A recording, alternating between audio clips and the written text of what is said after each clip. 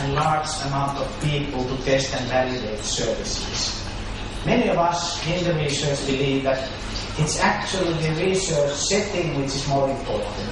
We don't need to have that many kind of samples or users in testing you if the contextual environment represents a true life. So good quality of research can do tremendous innovation. We talk about peer-to-peer or farmer-to-farmer or one-to-one validation of services. So if it works, if it's well constructed, the testing of new things with 2 farmers, it might be enough. We don't need thousands of farmers necessarily. I mean, the end product might not be that well, but when they are pushed to the market, then the responsibility comes that you further develop the service or the product.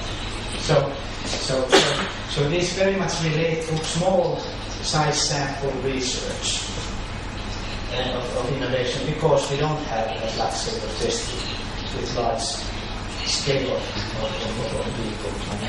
The Hungarian living lab is very interesting. It partly relates to the desocialization of the Hungarian agriculture. They have a strong background of having big farms and cooperative farms, and they still have cooperative farms, which don't have always the resources. So they have big kind of food factories, and one of the challenges was that the kind of global market is very much demanding quicker times for the farmers to change crop or even supply their products to the factories timely.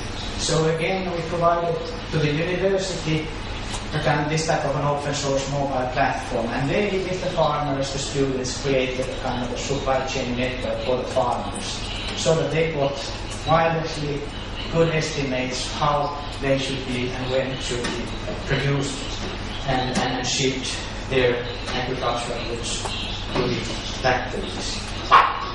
And then that was then utilized. I won't go into the details of the text, but again, if somebody is interested, we can provide you links and further information of the actual application.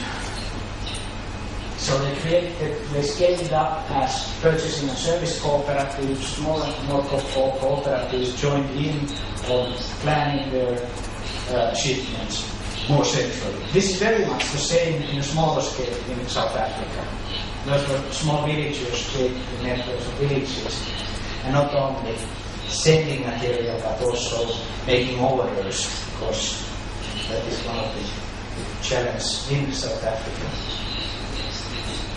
I think I won't go into the details of the actual project in Hungary, but it's a great example.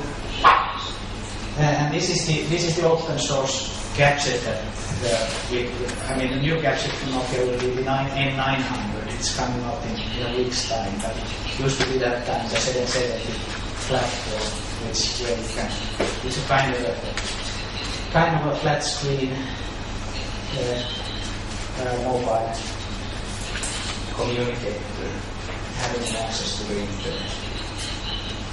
This is my last slide before the film, and just to summarize some of the challenges we have, it also shows some of Nokia innovations. It's a kind of ecosystem concept monitor, so we're testing out things that you would have a sensor of environment in your mobile. So if 1 out of 100 use such sensors, it automatically load information on weather or pollution into the real-life map. People would free of charge get information from the internet.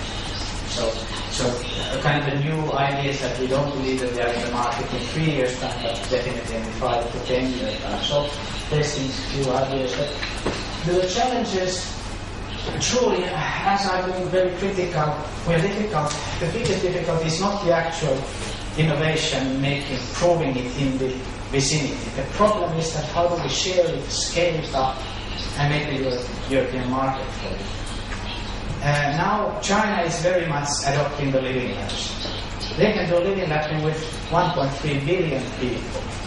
So we definitely cannot match the kind of competition of the Chinese living labs if they truly get it functioning. We have to start sharing and utilizing same ideas cross-border and create the kind of scale-up efficiencies of these services.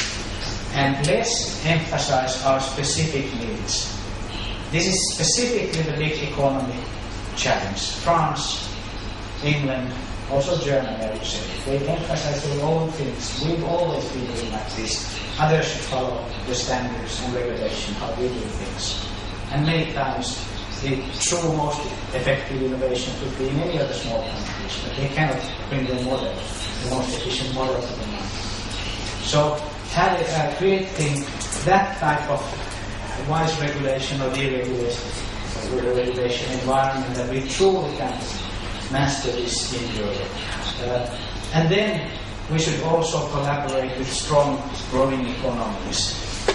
China, Brazil is extremely interested in ICT for energy and efficiency. It will be my focus for the next few years. So how do we create kind of a sustainability and eco-efficiencies, especially in built environments, in buildings with alternative energy use. So that's something that I'm currently working with my projects. So this was the kind of a big presentation. If you have now some questions to me, I could answer. We could then have a kind of a real life video. Let's see now. Will I find it here somewhere? Maybe somebody could help me out. It should be downloaded here somewhere.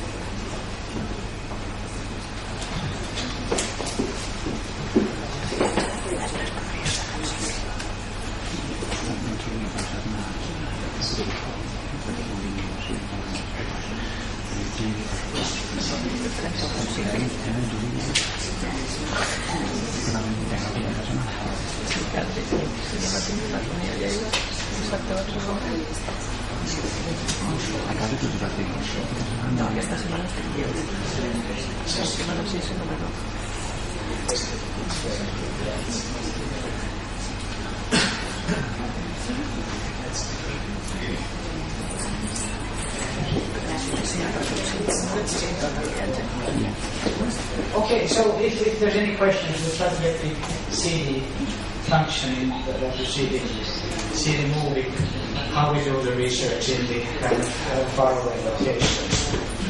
So, you can ask the questions in Catalan or Spanish.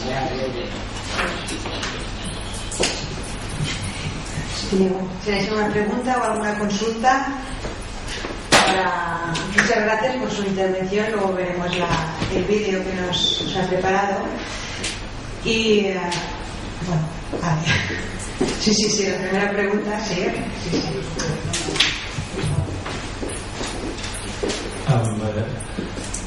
You have mentioned initiatives of living labs in different parts of the world, as South America or China or Europe.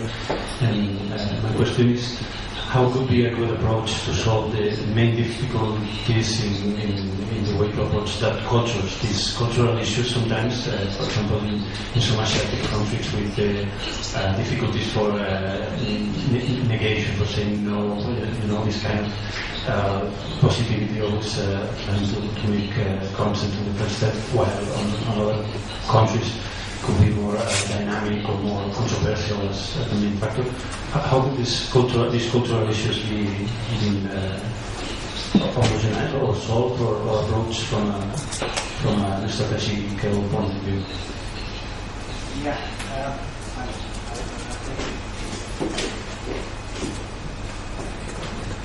It's definitely a good question and a challenging question. There's no easy kind of a solution for it.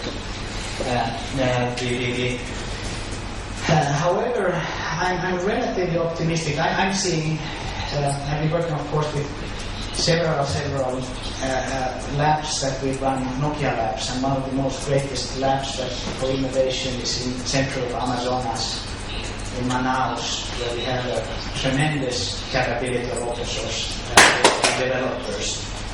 Of course, those are relatively young people,